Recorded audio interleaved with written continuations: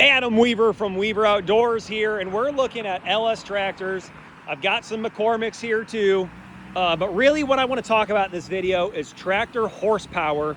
What does it mean? What's it going to do for you, and why does it matter? So we're just going to focus on these MT2 series here for just a second from LS, but I want to show you a handful of tractors here. This is a 32 with a cab. This is a 32 in a ROPS. This is the 26 in a cab, 26 in a ROPS. There's a 42 horse also. I just don't have it in this lineup currently. So how do you make a decision on what horsepower do you need when all these tractors are the same size, same loaders, same lift capacities? How do you pick your horsepower? First off, these MT2 26s, and this is true with other brands as well that run this, 24.5, 24.9 horsepower. They're trying to get below the emission standards at 25 horse, so these do not have to have the Regen canister on them.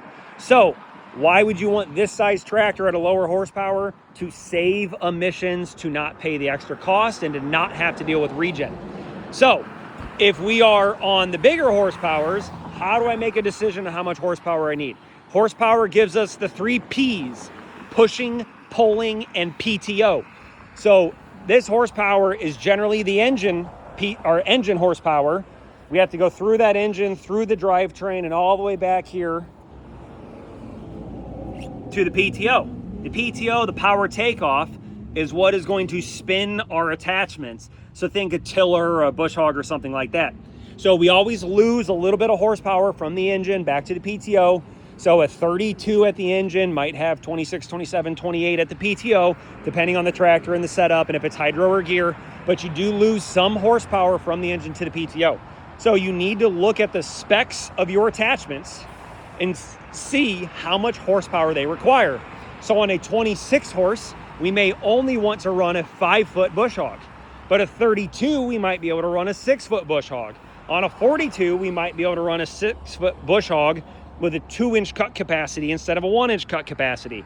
You can run bigger tillers versus smaller. So that PTO horsepower is going to determine the size of the attachments you can get on the rear. The next two are pushing and pulling.